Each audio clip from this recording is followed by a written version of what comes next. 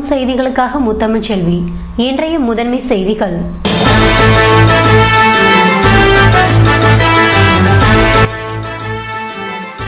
காவல்துறையினரை கண்டித்து நகை வியாபாரிகள் கொட்டும் மழையில் திடீர் சாலை மறியல், கடைகள் அடைக்கப்பட்டதால் பரபரப்பு.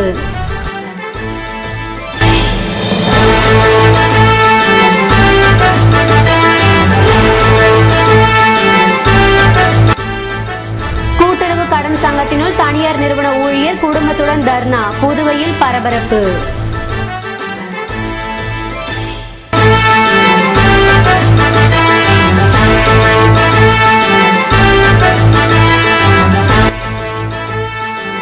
பால் விலை உயர்விற்கு கண்டனம், மக்கள் தலைவர் வா சுப்பையா மக்கள் இயக்கத்தினர் ஆர்ப்பாட்டம்.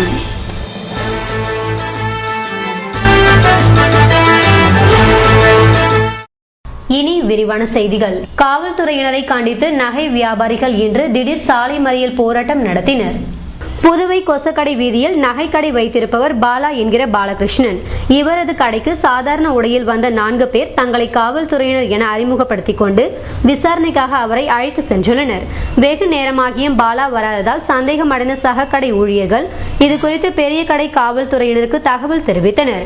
பெரிய கடை காவல்துறையினர் விசாரணை நடத்தியதில் சென்னை தாம்பரம் காவல்துறையினர் பாலாவை திருட்டு நகை சம்பந்தமாக விசாரணைக்கு அழைத்து சென்றது தெரிய வந்தது. இந்நிலையில் தமிழக காவல்துறையினர் புதுவை வியாபாரிகளை விசாரணை என்ற பெயரில் அழைத்து செல்வதை கண்டித்தும் புதுவை வியாபாரிகளுக்கு பாதுகாப்பு இல்லை என கூறியும் நேரு வீதி பாரதி வீதி சந்திப்பில் கொட்டும் மழையில் அமர்ந்து சாலை மறியல் போராட்டம் நடத்தினர்.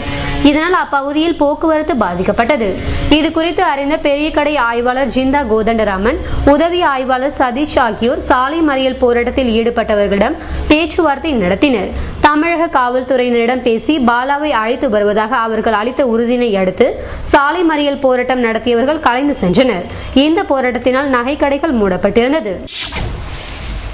வீட்டு பத்திரத்தை திரும்ப பெற கோரி கூட்டுறவு கடன் சங்கத்தினுள் தனியார் நிறுவன ஊழியர் குடும்பத்தினுடன் தர்ணா போராட்டம் நடத்திய சம்பவம் புதுவையில் பரபரப்பை ஏற்படுத்தியுள்ளது. புதுவை அரியங்குப்பத்தை சேர்ந்தவர் வீரப்பன். தனியார் நிறுவன ஊழியரான இவர் மாநில கூட்டுறவு வீடு கட்டும் சங்கத்தில் கடன் வாங்கி வீடு கட்டினார்.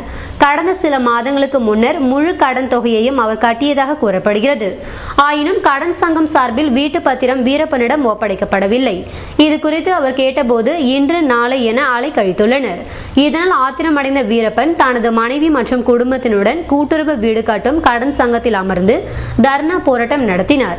இது குறித்து அறிந்த அதிகாரிகள் பத்திரத்தை இன்னும் 10 நாட்களில் ஒப்படைத்து விடுவதாக உறுதியளித்தனர். இதனையடுத்து வீரப்பன் தனது போராட்டத்தை திரும்ப பெற்றார்.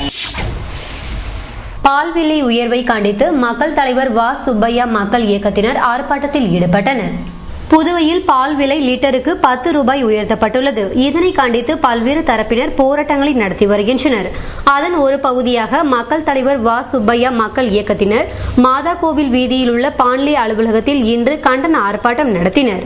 நிர்வாகிகள் பாலா, சரவணன், பழனி ஆகியோர் தலைமை தாங்கிய ஆர்ப்பாட்டத்தில் இயக்க பொதுச் செயலாளர் ஆனந்த், தமிழ்நாடு முஸ்லிம் ஜனநாயக கட்சி தலைவர் அஷ்ரப், கிறிஸ்தவ கூட்டமைப்பு தலைவர் சாமி ஆகியோர் கண்டன உரையாற்றினர்.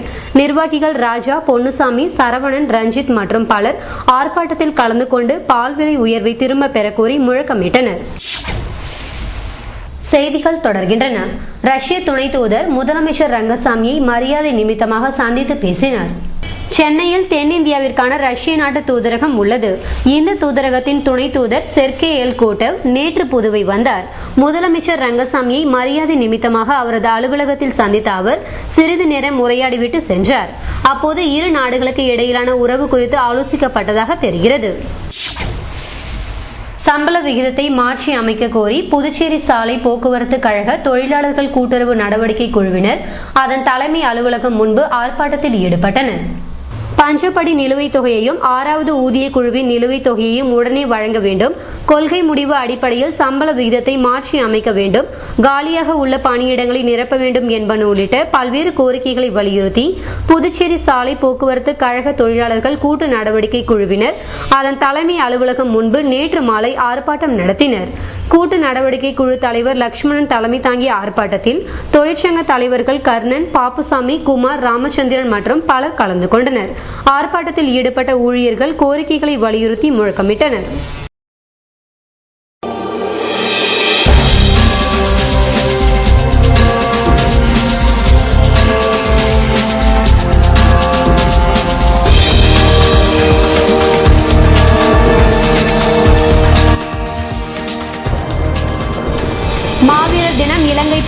உயிர் நீத்த தமிழீழ விடுதலை புலிகளுக்கு அஞ்சலி.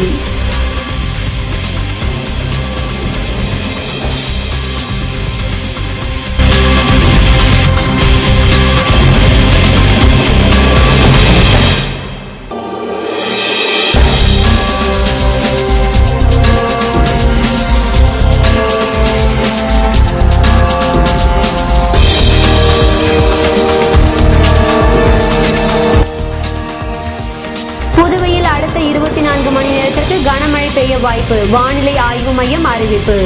விவரம் விளம்பர இடைவெளிக்கு பிறகு.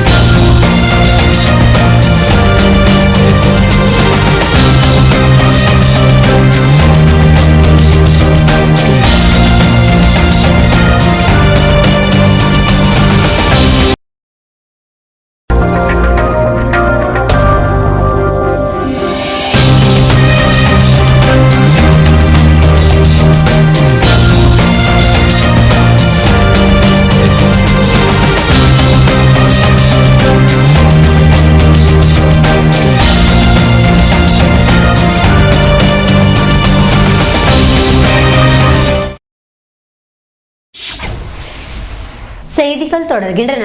பால் விலை உயர்வை கண்டித்து கொட்டும் மழையில் கம்யூனிஸ்ட் கட்சியினர் ஆர்ப்பாட்டம் நடத்தினர். புதுவையில் நேற்று முதல் பாண்லே பால் 10 ரூபாய் உயர்த்தப்பட்டுள்ளது. இதற்கு மார்க்சிஸ்ட் கம்யூனிஸ்ட் கட்சி கண்டனம் தெரிவித்துள்ளது. பால் விலை உயர்விற்கு எதிர்ப்பு தெரிவித்தும் அதனை திரும்ப பெறவும் வலியுறுத்தி பாகூரில் மார்க்சிஸ்ட் கம்யூனிஸ்ட் கட்சியினர் கொட்டும் மழையில் போராட்டம் நடத்தினர். பாகூர் மாரியம்மன் கோவிலில் இருந்து தாசில்தார் அலுவலகம் நோக்கி ஊர்வலமாக சென்ற அவர்கள் பால் உயர்விற்கு எதிர்ப்பு தெரிவித்து கோஷங்களை எழுப்பினர். கொம்யூன் செயலாளர் தமிழ்செல்வன் தலைமையில் செல்வாசு, மாயவன், ராமமூர்த்தி, முருகன், சரவணன் உட்பட பலர் இந்த போராட்டத்தில் கலந்து கொண்டனர். இந்திய ஜனநாயக கட்சியில் புதிய நிர்வாகிகள் நியமிக்கப்பட்டுள்ளனர். ஐக்கிய ஜனநாயக கட்சியின் பொதுச் செயலாளர் ஜெயசீலன் இன்று செய்தியாளர்களுக்கு அளித்த பேட்டியில் கட்சியின் நிர்வாக காரணங்களை முன்னிட்டு புதுவை மாநில பொறுப்பாளர்கள் அனைவரும் அவரவர் வகித்து வந்த பொறுப்புகளில் இருந்து நீக்கப்படுகிறார்கள். மேலும் புதுவை மாநில ஜனநாயக கட்சியின் அனைத்து கிளை அமைப்புகளுக்கும் கலைக்கப்படுகிறது. நவம்பர் 17ஆம் தேதி முதல் புதிய உறுப்பினர் படிவங்களில் கையொப்பமிட்டவர்கள் மட்டுமே இனிவரும் காலங்களில் கட்சியின் உறுப்பினர்களாக கருதப்படுவர். புதுவை மாநில உட்கட்சி தேர்தல் நடைபெறும் வரை புதிய நிர்வாகிகள் பொறுப்பு வகிப்பர் என கூறினார். தற்போது மாநில தலைவராக லோகநாதன், செயலாளராக சத்தியவேல், பொருளாளராக முகமது இலியாஸ், துணைத் தலைவராக ஜெகநாதன், துணை செயலாளராக சண்முகம் ராஜா ஆகியோர் நியமிக்கப்பட்டுள்ளனர் என அக்கட்சி அறிவித்துள்ளது. மாவீரர் தினத்தையொட்டி இலங்கை போரில் உயிர் நீத்த தமிழ் ஈழ விடுதலை புலிகளுக்கு அஞ்சலி செலுத்தப்பட்டது. மாவீரர் நாள் தினம் விடுதலை சிறுத்தைகள் கட்சி சார்பில் லெனின் வீதியில் உள்ள கீர்த்தி மஹாலில் அனுசரிக்கப்பட்டது. இதனையொட்டி இலங்கை போரில் உயிர் நீத்த தமிழ் ஈழ விடுதலை புலிகள் படங்களுக்கு மலர் அஞ்சலி செலுத்தப்பட்டது. தொடர்ந்து போரில் உயிர் நீத்தவர்களின் படங்களுக்கு அஞ்சலி செலுத்தப்பட்டது. விடுதலை சிறுத்தைகள் கட்சியின் மாநில அமைப்பு செயலாளர் பாவாணன், வன்னியரசு, பொதினி வளவன், ரவிக்குமார், வணங்கமுடி மற்றும் பலர் இந்நிகழ்ச்சியில் கலந்து கொண்டனர். புதுவையில் அடுத்த 24 மணி நேரத்திற்கு கனமழை பெய்ய வாய்ப்பு உள்ளதாக சென்னை வானிலை மையம் தெரிவித்துள்ளது. வடகிழக்கு பருவமழை தமிழகம் மற்றும் புதுவையில் கடந்த மாதம் 18ஆம் தேதி தொடங்கியது. இந்நிலையில் இலங்கையை ஒட்டியுள்ள தென்மேற்கு வங்கக்கடலில் நிலை கொண்டிருந்த காற்றழுத்த தாழ்வு பகுதி அதே இடத்தில் நீடிக்கிறது. அதே நேரத்தில் இலங்கை அருகே வளிமண்டல மேலடுக்கில் சுழற்சியும் ஏற்பட்டுள்ளது. இந்த காற்றழுத்த தாழ்வு தமிழகத்தை நோக்கி நகரும் என எதிர்பார்க்கப்படுகிறது. இதனால் அடுத்த 24 மணி நேரத்திற்குள் தமிழகம் மற்றும் புதுவையில் அநேக இடங்களில் கனமழை பெய்ய வாய்ப்பு உள்ளது என வானிலை ஆய்வு மையம் தெரிவித்துள்ளது. வீட்டு வசதி வாரியத்தின் மூலம் 54 பயனாளிகளுக்கு மாற்று ஒதுக்கீடு ஆணையை முதலமைச்சர் ரங்கசாமி வழங்கினார். புதுவை வீட்டு வசதி வாரியத்தில் பல்வேறு திட்டங்கள் அமல்படுத்தப்பட்டுள்ளது.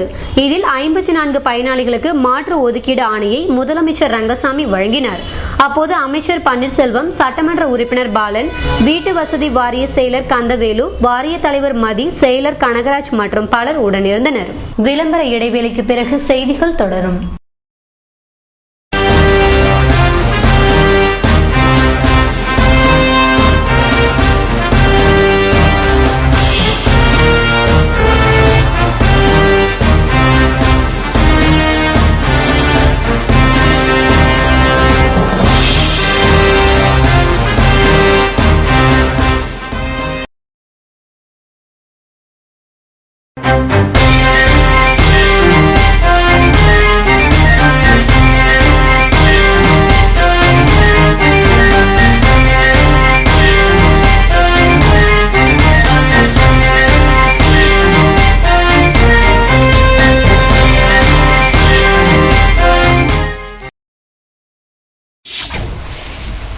செய்திகள் தொடர்கின்றன.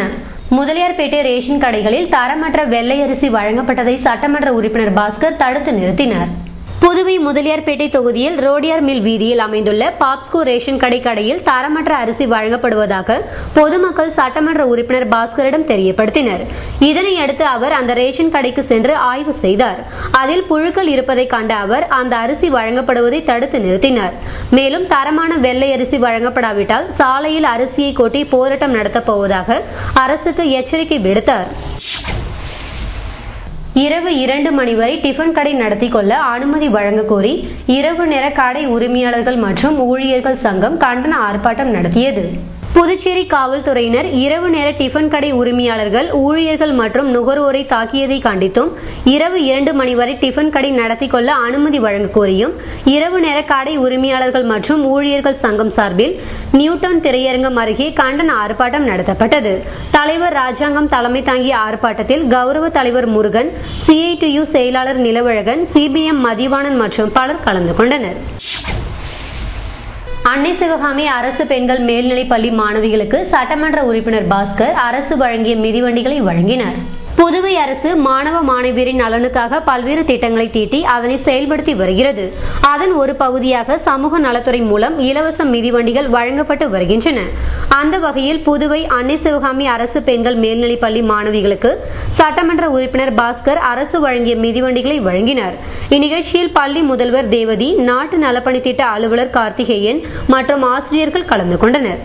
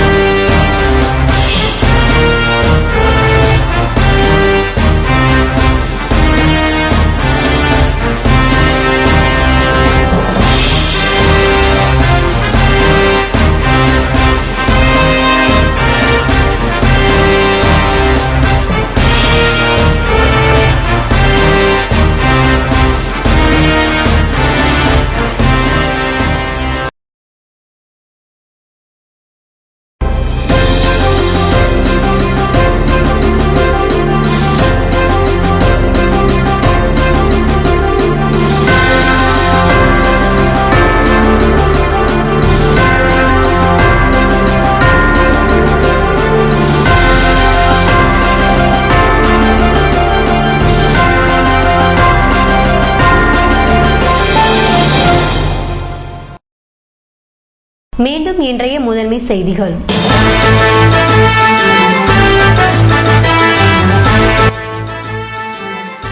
காவல்துறையினரை கண்டித்து நகை வியாபாரிகள் கொட்டும் மழையில் திடீர் சாலை மறியல், கடைகள் அடைக்கப்பட்டதால் பரபரப்பு.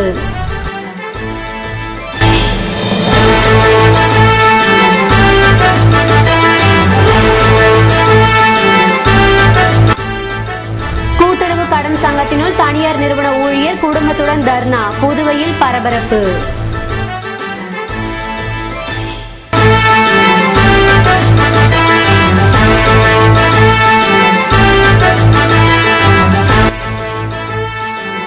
பால் விலை உயர்விற்கு கண்டனம், மக்கள் தலைவர் வா சுப்பையா மக்கள் இயக்கத்தினர் ஆர்ப்பாட்டம்.